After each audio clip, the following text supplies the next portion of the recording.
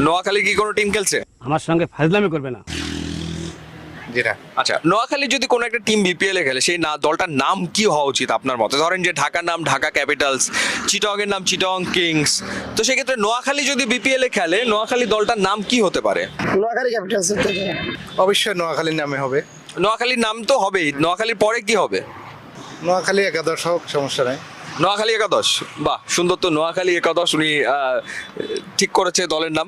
কেমন আছেন? জি আলহামদুলিল্লাহ ভালো স্যার, আপনি ভালো আছেন? এই তো আমি ভালো আছি। সো ওনার সাথে একটু আমরা বিপিএল প্রসঙ্গে কথা বলবো। বটে ক্রিকেট তো আপনি খোঁজ খবর রাখেন নিশ্চয়ই? জি স্যার, সবসময় ক্রিকেট দেখি, খেলা দেখি, বাংলাদেশের খেলা মানে বই সামনে রেখে দেখি, মানে মিস করি না।